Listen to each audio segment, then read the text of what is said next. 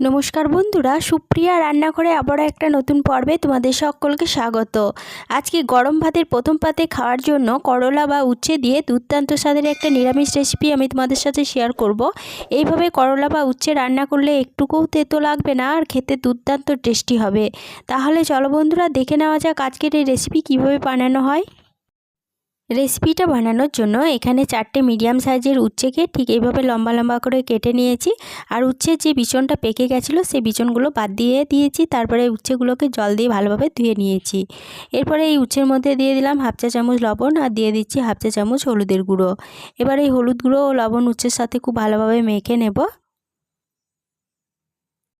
উচ্ছের মধ্যে লবণ হলুদ ভালোভাবে মাখিয়ে নেওয়া হয়ে গেছে। এটা 5 মিনিটের জন্য রেস্টে একটা সাইডে সরিয়ে রাখছি।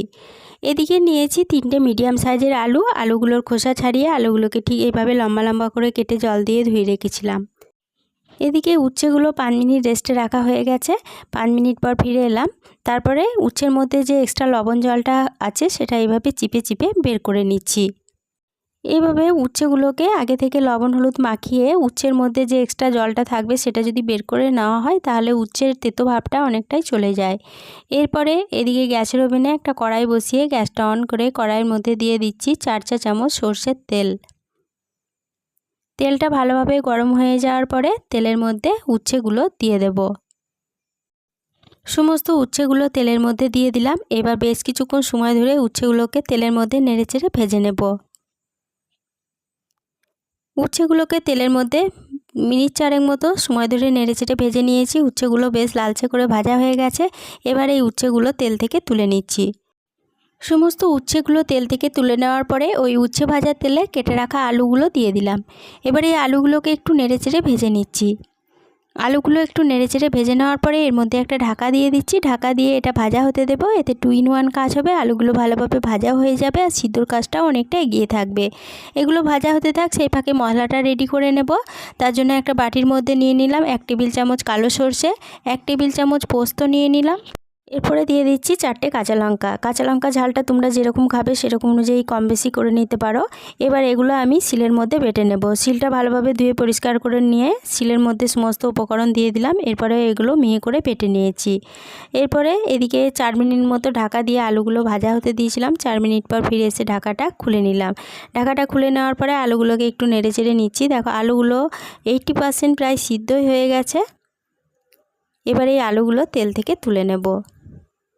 সমস্ত আলুগুলো তেল থেকে তুলে নিলাম। এবার এই আলু ভাজার তেলে এখানে 8টা মতো বড়ি ভেজে নিচ্ছি। এই বড়িগুলো আমার ঘরে দেওয়া বড়ি। বড়িগুলোকে তেলের মধ্যে একটু নেড়েচেড়ে ভেজে নিচ্ছি। বড়িগুলো কিন্তু খুব লালচে করে ভাজবো না, হালকা একটু বড়িগুলো ভেজে নিলাম। এরপরে এই বড়িগুলো তেল থেকে তুলে নিচ্ছি। সমস্ত বড়িগুলো তেল থেকে তুলে নেওয়ার পরে বড়ি ভাজার তেলে দিয়ে দিলাম আবারও 1 চা চামচ সরষের তেল। ফোড়নের জন্য দিলাম হাফ চা চামচ কালো জিরে আর 2টো কাঁচা লঙ্কাকে ফাটিয়ে দিয়ে দিলাম। এবার এই ফোড়নগুলো ভালোভাবে ভেজে নিচ্ছি।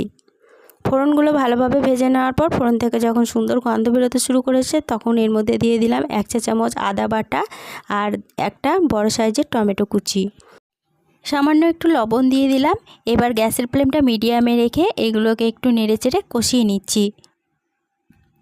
মিডিয়াম ফ্লেমে 1 মিনিট মতো নেড়েচেড়ে কষিয়ে নেওয়ার পরে আদা থেকে যখন কাঁচা গন্ধটা চলে গেছে তখন এর মধ্যে দিয়ে দেব বেটে রাখা মশলাটা। সমস্ত বেটে রাখা মশলা দিয়ে দিলাম। এরপরে মশলার বাটিটা ধুয়ে সামান্য একটু জলও দিয়ে দিলাম। এরপরে কালারের জন্য দিয়ে দিচ্ছি সামান্য একটু কাশ্মীরি লঙ্কা গুঁড়ো আর দিয়ে দিচ্ছি হাফ চা চামচ হলুদের গুঁড়ো। এবার গ্যাসের ফ্লেমটা লো টু মিডিয়ামে রেখে এই সমস্ত মশলা ভালোভাবে নেড়েচেড়ে কষিয়ে নেব। লো টু মিডিয়াম ফ্লেমে সমস্ত মশলা মিনিট 4 সময় ধরে নেড়েচেড়ে কষিয়ে নিয়েছি। এরপরে এর মধ্যে দিয়ে দেব ভেজে তুলে রাখা উচ্ছে ও আলুগুলো। সমস্ত উচ্ছে আলুগুলো দিয়ে দিলাম। এবার এই উচ্ছে আলুগুলো মশলার সাথে একটু নেড়েচেড়ে কষিয়ে নিচ্ছি। উচ্ছে আলুগুলো মশলার সাথে আবারও 1 মিনিট মতো নেড়ে কষিয়ে নেওয়ার পরে এর মধ্যে যে বাটিতে আমি মশলাটা বেটে রেখেছিলাম সেই বাটিটা ধুয়ে 1.5 বাটি পরিমাণ জল দিয়ে দিচ্ছি। এখানে যে কোনো বাটি মাপ করে তোমরা জলটা ব্যবহার করবে। এরপরে এর মধ্যে দিয়ে দিচ্ছি স্বাদ অনুযায়ী লবণ আর দিয়ে দিচ্ছি 1 চা চামচ চিনি। যেহেতু এখানে নিরামিষ রান্না হচ্ছে আর উচ্ছে একটু তেতো থাকে তার জন্য 1 চা চামচ চিনি আমি ব্যবহার করলাম, তবে তোমরা মিষ্টির পরিমাণটা কম বেশি করে নিতে পারো। চিনি ও লবণটা সমস্ত উপকরণের সাথে ভালোভাবে নেড়ে মিশিয়ে নিয়ে এর মধ্যে একটা ঢাকা দিয়ে দিলাম। ঢাকা দিয়ে এটাকে বেশ কিছুক্ষণ সময় ধরে রান্না করে নেব। ঢাকা দিয়ে 3 মিনিট মতো রান্না হতে দিয়েছিলাম। 3 মিনিট পর ফিরে এসে ঢাকাটা খুলে নিয়ে সমস্ত উপকরণ একটু নেড়ে চেড়ে নেওয়ার পরে এর মধ্যে ভেজে তুলে রাখা বড়িগুলো দিয়ে দিচ্ছি। সমস্ত বড়িগুলো দিয়ে একটু ঝোলের সাথে ভালোভাবে নেড়ে চেড়ে মিশিয়ে নিলাম।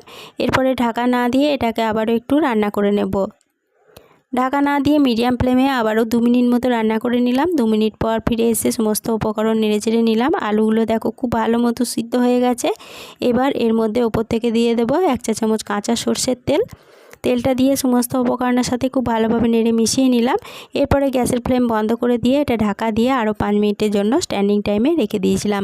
5 মিনিট পর ফিরে এসে ঢাকাটা খুলে নিয়ে রেসিপিটা কড়াই থেকে নামিয়ে নিলাম। গরম গরম ভাতের সাথে পরিবেশনের জন্য আজকে রেসিপি একদম রেডি হয়ে গেছে। রেসিপিটা প্রথম থেকে শেষ অবধি দেখার জন্য তোমাদেরকে অসংখ্য ধন্যবাদ। আজকের রেসিপি ভালো লেগে থাকলে প্লিজ লাইক, কমেন্ট ও শেয়ার করতে ভুলো না। নতুন বন্ধু হয়ে থাকলে চ্যানেলটা সাবস্ক্রাইব করে পাশে থেকো। আজকে এই পর্যন্তই ছিল। ফিরে আসবো আবার নতুন কোনো রেসিপি নিয়ে।